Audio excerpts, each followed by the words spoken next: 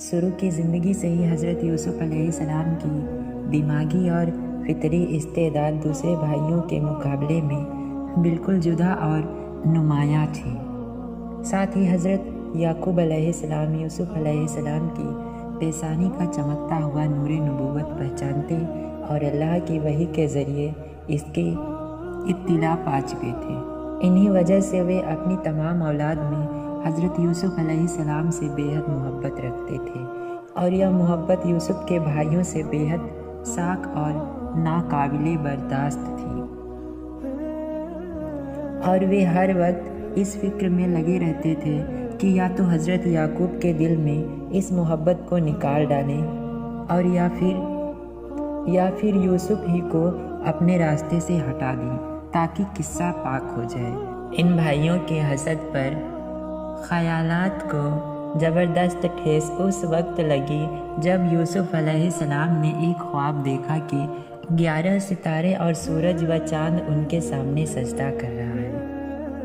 حضرت یعقوب علیہ السلام نے یہ خواب سنا تو سختی کے ساتھ ان کو منع کر دیا کہ اپنا یہ خواب کسی کے سامنے نہ دہرانا، ایسا نہ ہو کہ سن کر تیرے بھائی بری طرح پیش آئے، کیونکہ شیطان انسان کے پیچھے لگا ہے اور تیرا خواب اپنی تعبیر میں بہت صاف اور واضح ہے، لیکن حسد کی بھڑکتی ہوئی آگ نے ایک دن یوسف کے بھائیوں کو ان کے خلاف سازش کرنے پر مجبور کر ہی دیا۔ ان میں سے ایک نے کہا، یوسف کو قتل نہ کرو اور اس کو گمنام کنویں میں ڈال دو کہ اٹھا لے جائے اس کو کوئی مسافر، اگر تم کو کرنا ہی ہے۔ اس مشورے کے بعد سب جمع ہو کر حضرت یعقوب کی خدمت میں حاضر ہوئے اور کہنے لگے، کیا بات ہے کہ تم کو یوسف کے بارے میں ہم ایک اعتماد نہیں ہے، حالانکہ ہم اس کے خیر خواہ ہیں۔ یوسف حضرت یعقوب سمجھ گئے کہ ان کے دلوں میں کھوٹ ہے۔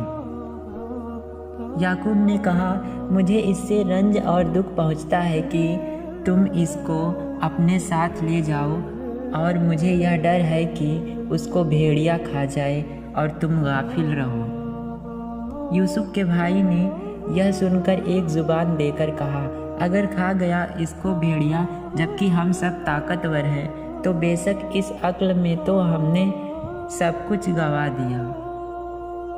غرض یوسف علیہ السلام کے بھائی یوسف کو سیر کرانے کے بہانے لے آئے اور مشورے کے مطابق اس کو ایک ایسے کنویں میں ڈال دیا جس میں پانی نہ تھا اور مدت سے سوکھا پڑا تھا، اور واپسی میں اس کی قمیض کو کسی جانور کے خون میں تر کر کے روتے ہوئے حضرت یعقوب علیہ السلام کے پاس آئے اور کہنے لگے کہ اگرچہ ہم اپنی سچائی کا کتنا ہی یقین دلائیں، مگر تم کو ہرگز یقین نہ آئے گا کہ ہم دوڑ میں ایک دوسرے سے آگے نکلنے میں لگے ہوئے تھے کہ اچانک یوسف کو بھیڑیا اٹھا کر لے گیا۔ حضرت یعقوب علیہ السلام نے یوسف کے لباس کو دیکھا تو خون سے لت پت تھا، مگر کسی ایک جگہ سے بھی پھٹا ہوا نہ تھا اور نہ چاک دامہ تھا۔ فوراً حقیقت بھاپ گئے، مگر بھڑکنے، تان و تکمیم کرنے اور نفرت و حقارت کا طریقہ بجائے پیغمبرانہ علم و فراست کے ساتھ یہ بتا دیا کہ حقیقت کی کوشش کے باوجود تم اسے چھپا نہ سکے۔ ادھر یہ باتیں ہو رہی تھی، ادھر حجازی اسماعیلیوں کا ایک قافلہ شام سے مصر کو جا رہا تھا۔ کنواں دیکھ کر انہوں نے پانی کے لیے ڈول ڈال یوسف کو دیکھ کر جوش سے شور مچایا، بشارت ہو ایک غلام ہاتھ آیا۔ غرض اس طرح حضرت یوسف کو اسماعیلی تاجروں کے قافلے نے اپنا غلام بنا لیا اور تجارت کے مال کے ساتھ اس کو بھی مصر لے آئے اور بازار میں رواج کے مطابق بیچنے کے لیے پیش کر دیا۔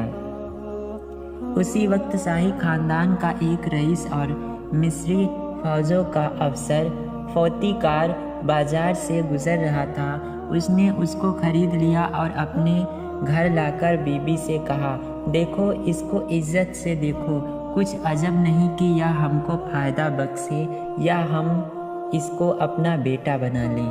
فوتھی کار نے حضرت یوسف کو اولاد کی طرح عزت و احترام سے دیکھا اور اپنے تمام معاملے اور دوسری ذمہ داریاں ان کے سپرد کر دی۔ یہ سب کچھ اللہ کی منشا کے مطابق ہو رہا تھا، اور اسی طرح جگہ دی ہم نے یوسف کو اس ملک میں، اور اس واسطے کہ اس کو سکھائیں باتوں کا نتیجہ اور مطلب نکالنا، اور اللہ طاقتور رہتا ہے اپنے کام میں، لیکن اکثر آدمی ایسے ہیں جو نہیں جانتے۔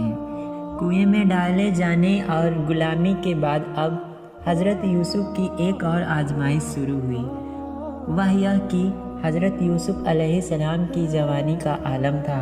حسن اور خوبصورتی کا کوئی ایسا پہلو نہ تھا جو ان کے اندر موجود نہ ہو۔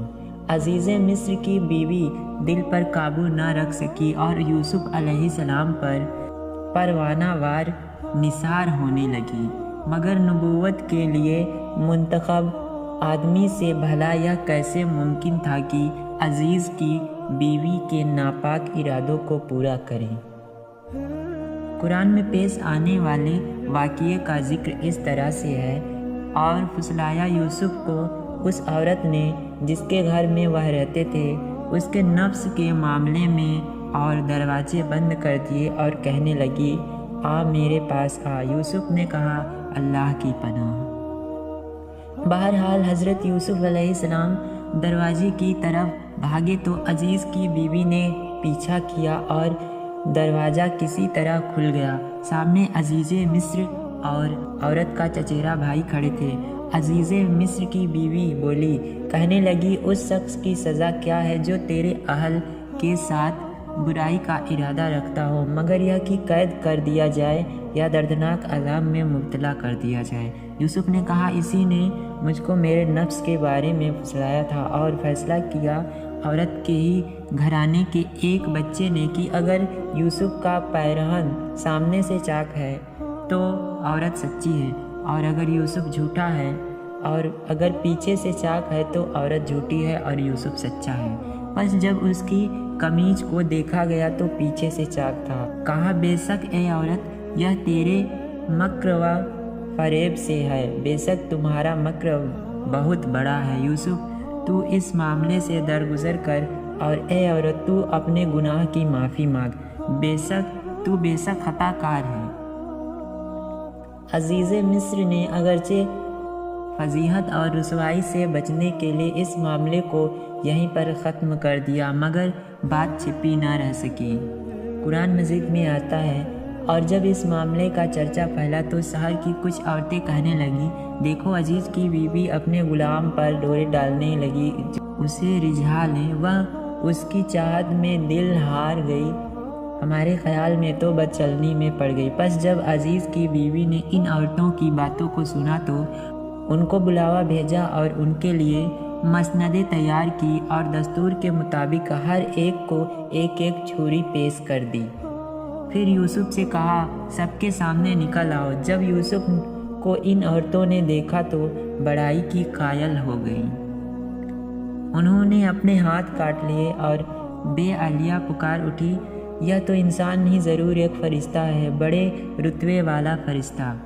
عزیز کی بیوی بولی، یہ ہے وہ آدمی جس کے بارے میں تم نے مجھے طعنے دیے۔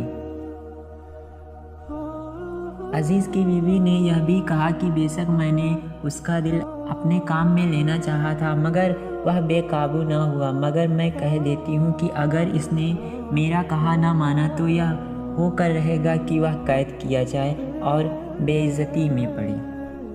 حضرت یوسف نے جب یہ سنا اور پھر عزیز مصر کی بیوی کے علاوہ اور سب عورتوں کے چرتر اپنے بارے میں دیکھے تو اللہ کے حضور ہاتھ پھیلا کر دعا کی اور کہنے لگے۔ یوسف نے کہا، اے میرے پالن ہار، جس بات کی طرف یہ مجھ کو بلاتی ہیں، مجھے اس کے مقابلے میں قید خانے میں رہنا زیادہ پسند ہے، اور اگر تو نے ان کے مکر کو مجھ سے نہ ہٹا دیا اور میری مدد نہ کی تو میں کہیں ان کی اور جھک نہ جاؤں اور نادانوں میں سے ہو جاؤں۔ پس اس کے رب نے اس کی دعا قبول کی اور اس سے ان کا مکر ہٹا دیا، بے شک وہ سننے والا جاننے والا ہے۔ اب عزیز مصر نے یوسف علیہ السلام کی تمام نشانیاں دیکھنے اور سمجھنے کے بعد اپنی بیوی کی فضیحت و رسوائی ہوتی دیکھ کر یہ طے ہی کر لیا کہ یوسف کو ایک مدت کے لیے قید خانے میں بند کر دیا جائے تاکہ یہ معاملہ لوگوں کے دلوں سے نکل جائے، یہ چرچے بند ہو جائیں۔ اس طرح حضرت یوسف علیہ السلام کو جیل جانا پڑا۔ حضرت یوسف علیہ السلام ابھی جیل میں ہی تھے کہ وقت کے عزیز مصر نے ایک خواب دیکھا کہ 7 موٹی گائیں ہیں اور 7 دبلی گائیں۔ دبلی گائیں موٹی گایوں کو نگل گئی اور 7 سرسبز و شاداب بالیاں ہیں اور 7 سوکھی بالیوں نے ہری بالیوں کو کھا لیا۔ بادشاہ صبح اٹھا اور فوراً دربار کے مشیروں سے اپنا خواب کہا۔ درباری اس خواب کو سن کر تعجب میں پڑ گئے۔ اس بیچ ساقی کو اپنا خواب اور حضرت یوسف علیہ السلام کی دی ہوئی تعبیر کا واقعہ یاد آ گیا۔ اس نے بادشاہ کی خدمت میں عرض کیا کہ اگر کچھ مہلت دیجیے تو میں اس کی تعبیر لا سکتا ہوں۔ بادشاہ کی اجازت سے وہ قید خانہ پہنچا اور حضرت یوسف علیہ السلام کو بادشاہ کا خواب سنایا اور کہا کہ آپ اس کو حل کیجیے۔ حضرت یوسف نے اسی وقت خواب کی تعبیر دی اور صحیح تدبیر بھی بتلا دی کہ جیسا کہ قرآن میں ذکر کیا گیا ہے۔ کہا تم کھیتی کرو گے 7 برس جم کر، سو جو کاٹو اس کو چھوڑ دو اس کی بالی میں، مگر تھوڑا سا جو تم کھاؤ، پھر آئیں گے اس کے بعد 7 ورष سختی کے، کھا جائیں گے جو رکھا تم نے اس کے واسطے، مگر تھوڑا تو روک رکھو گے بیج کے واسطے، پھر آئے گا 1 ورष، اس کے پیچھے اس میں ورشا ہوگی لوگوں پر اور اس میں رس نچوڑیں گے۔ ساقی نے یہ سب معاملہ بادشاہ کے سامنے جا کر سنایا۔ بادشاہ نے خواب کی تعبیر کا معاملہ دیکھ کر کہا کہ ایسے آدمی کو میرے پاس لاؤ۔ جب بادشاہ کا دودھ حضرت یوسف علیہ السلام کے پاس پہنچا تو حضرت یوسف نے قید خانے سے باہر آنے سے انکار کر دیا اور فرمایا کہ اس طرح تو میں جانے کو تیار نہیں ہوں، تم اپنے آقا کے پاس جاؤ اور اس سے کہو کہ وہ یہ جانچ کرے کہ ان عورتوں کا معاملہ کیا تھا جنہوں نے ہاتھ کاٹ لیے تھے۔ پہلے یہ بات صاف ہو جائے کہ انہوں نے کیسی کچھ مکاریاں کی تھی اور میرا پروردگار تو ان کی مکاریوں کو خوب جانتا ہے۔ غرض بادشاہ نے جب یہ سنا تو ان عورتوں کو بلوایا اور ان سے کہا کہ صاف صاف اور صحیح بتاؤ کہ اس معاملے کی صحیح حقیقت کیا ہے، جبکہ اس نے یوسف پر ڈورے ڈالے تھے تاکہ تم اس کو اپنی طرف مائل کر لو۔ وہ ایک زبان ہو کر بولی، ماشاء اللہ ہم نے اس میں برائی کی کوئی بات نہیں پائی۔ مجمع میں عزیز کی بیوی بھی تھی اور اب وہ عشق و محبت کی مٹی میں خام نہ تھی، کندن تھی اور ذلت و رسوائی کے ڈر سے آگے نکل چکی تھی۔ اس نے جب یہ دیکھا کہ یوسف علیہ السلام کی خواہش ہے کہ حقیقتی حال سامنے آ جائے تو بے اختیار بول اٹھی، جو حقیقت تھی وہ اب ظاہر ہو گئی ہے۔ ہاں، وہ میں ہی تھی جس نے یوسف پر ڈورے ڈالے کہ اپنا دل ہار بیٹھے، بے شک وہ اپنے بیان میں بالکل سچا ہے۔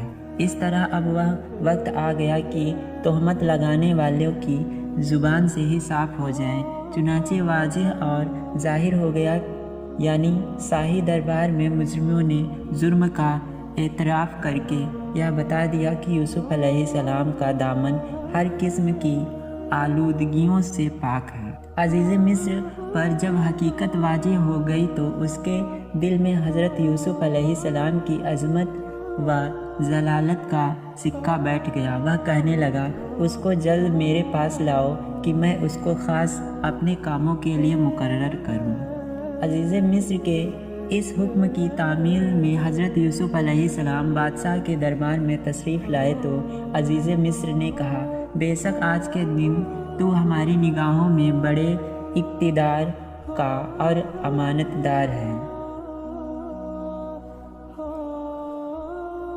اور اس نے معلوم کیا کہ میرے خواب میں اکال کا ذکر ہے، اس کے بعد میں مجھ کو کیا کیا اپائے کرنے چاہیے۔ حضرت یوسف علیہ السلام نے جواب دیا، اپنے راج کے خزانوں پر آپ مجھے مختار کر دیجئے، میں حفاظت کر سکتا ہوں اور میں اس کام کا جاننے والا ہوں۔ چنانچہ بادشاہ نے ایسا ہی کیا اور حضرت یوسف علیہ السلام کو اپنے پورے راج کا مکمل ذمہ دار بنا دیا اور شاہی خزانے کی کنجیاں ان کے حوالے کر کے مختار عام کر دیا۔ غرض حضرت یوسف علیہ السلام نے مصر راج کے مختار کل ہونے کے بعد خواب سے متعلق وہ تمام تعبیریں شروع کر دی جو 14 سال کے اندر فائدہ مند ہو سکے، عوام اکال کے دنوں میں بھی بھوک اور پریشان حالی سے بچی رہ سکے۔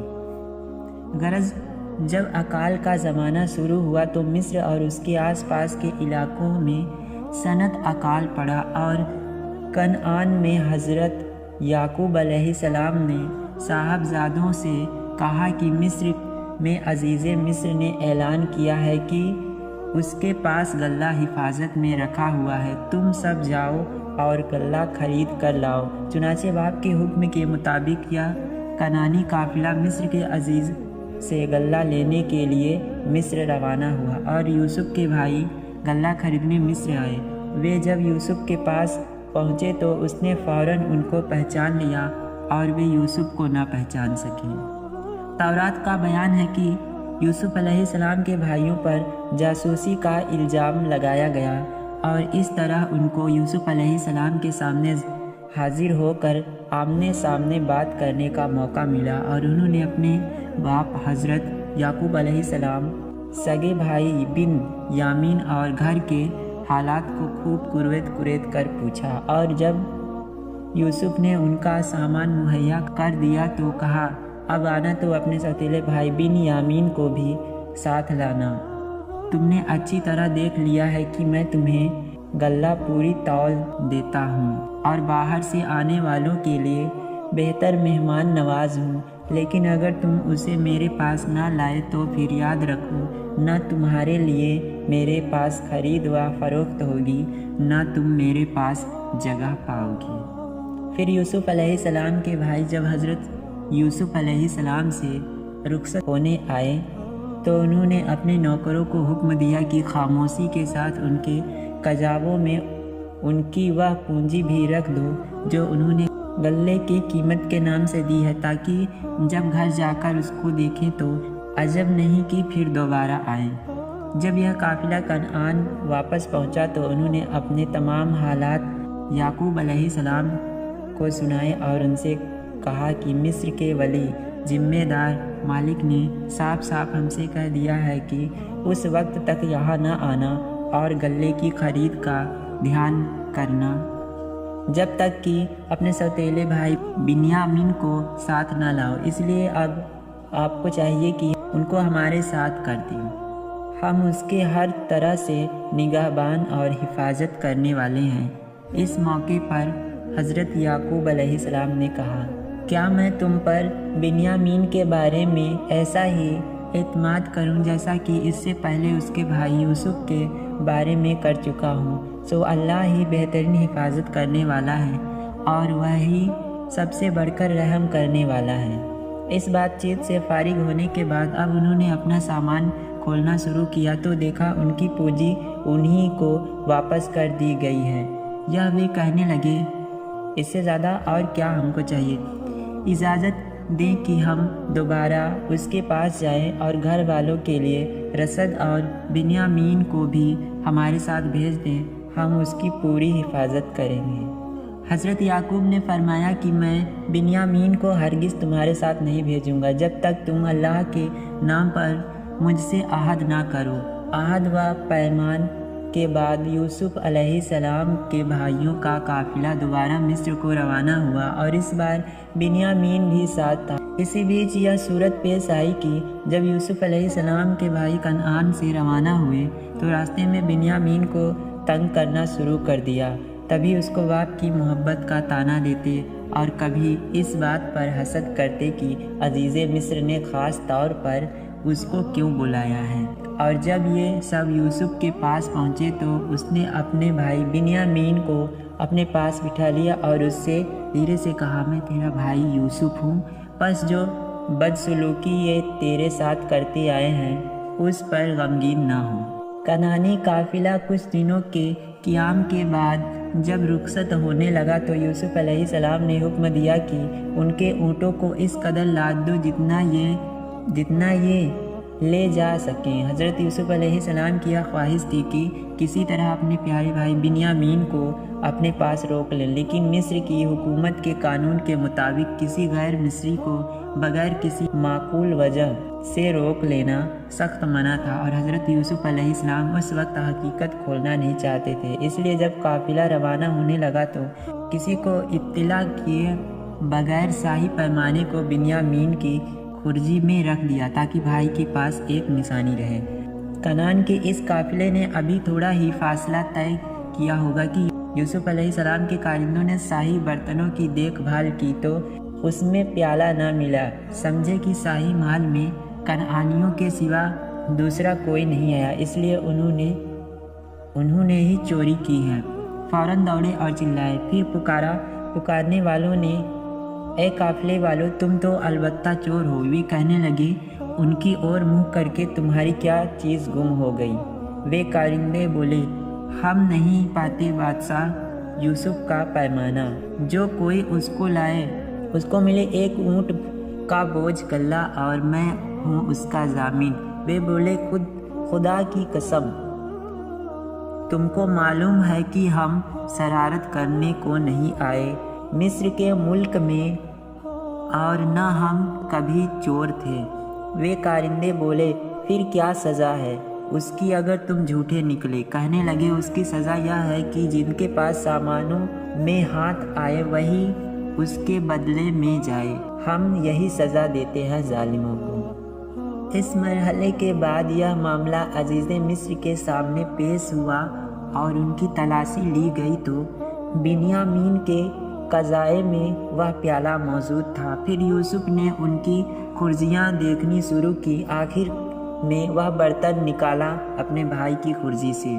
اس کے بعد اللہ فرماتا ہے، یہ خفیہ تدبیر کر دی ہم نے یوسف کے لیے، وہ ہرگز نہ لے سکتا یا اپنے بھائی یامین کو اس بادشاہ مصر کے طریقے کے مطابق، مگر یہ کہ اللہ تعالیٰ ہی چاہے۔ اس طرح بنیامین کو مصر میں روک لیا گیا۔ یوسف علیہ السلام کے بھائیوں نے جب یہ رنگ دیکھا تو باپ کا عہد و پیمان یاد آ گیا اور خوشامد بھرے عرض معرون کر کے عزیز مصر کو بنیامین کی واپسی کی ترغیب دلائی۔ یہ طریقہ بھی کامیاب نہ ہو سکا تو آپس میں مشورے سے پایا کہ والد بزرگوار کو صحیح صورت بتلا دی جائے، اور کہا کہ وہ اس واقعے کی تصدیق دوسرے قافلے والوں سے بھی نہ کر لیں۔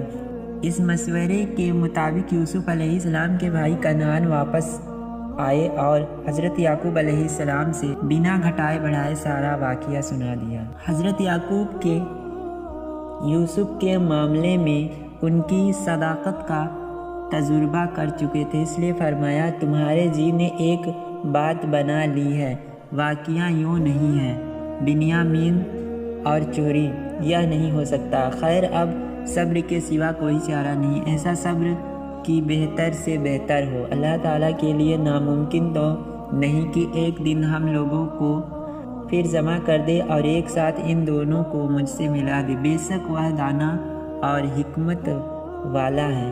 حضرت یعقوب علیہ السلام کی آنکھیں غم کی زیادتی کی وجہ سے روتے روتے سفید پڑ گئی تھی اور سینہ غم کی جلن سے جل رہا تھا، مگر صبر کے ساتھ اللہ کا توکل کیے بیٹھے تھے۔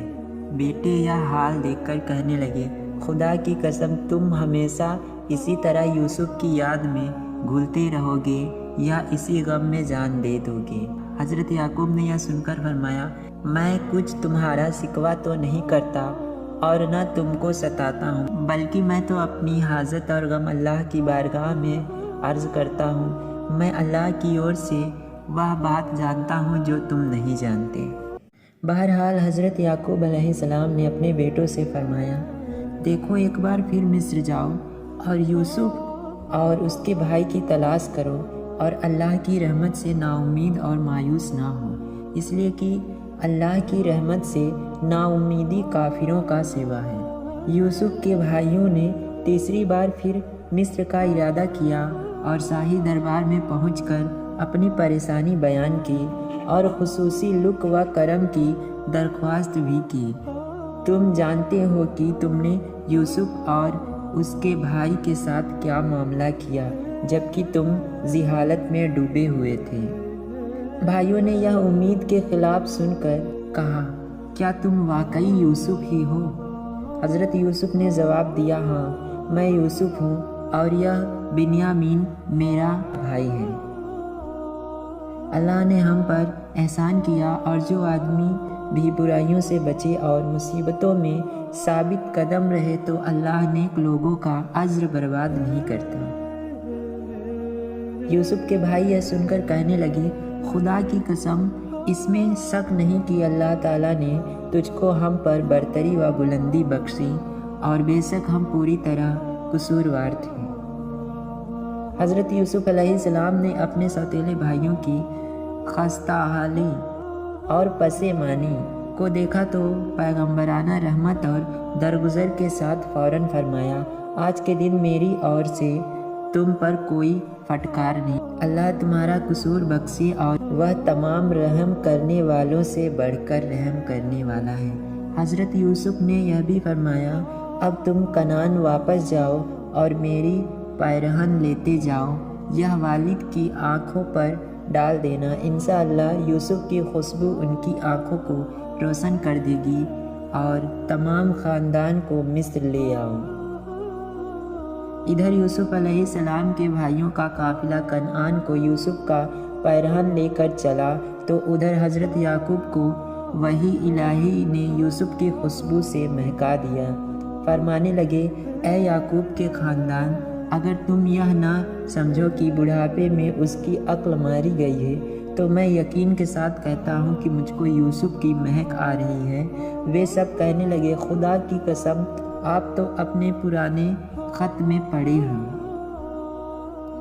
یعنی اس قدر مدت گزر جانے کے بعد بھی جبکہ اس کا نام و نشان بھی باقی نہ رہا، تمہیں یوسف کی ہی رٹ لگی ہوئی ہے۔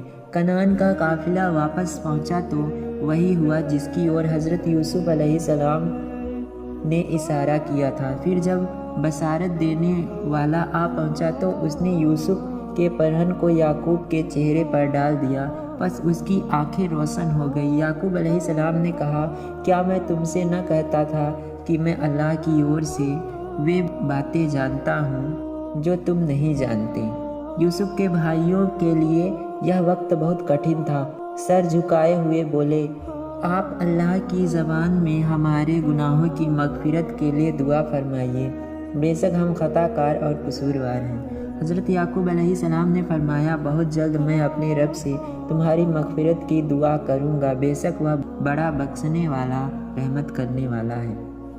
اگرچہ حضرت یعقوب علیہ السلام اپنے سب خاندان کو لے کر مصر روانہ ہو گئے، جب حضرت یوسف علیہ السلام کو اطلاع ہوئی کہ ان کے والد خاندان سمیت شہر کے قریب پہنچ گئے تو وہ فوراً استقبال کے لیے باہر نکلے۔ حضرت یعقوب علیہ السلام نے ایک لمبی مدت کے بعد بیٹے کو دیکھا تو سینے سے چمٹ لیا۔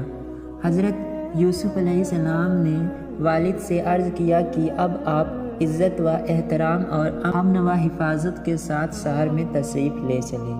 حضرت یوسف علیہ السلام نے والد ماجد اور تمام خاندان کو شاہی سواریوں میں بٹھا کر شہر اور شاہی محل میں اتارا۔ اس کے بعد ایک دربار سجایا گیا۔ حضرت یوسف علیہ السلام کے والد کو شاہی تخت پر جگہ دی گئی۔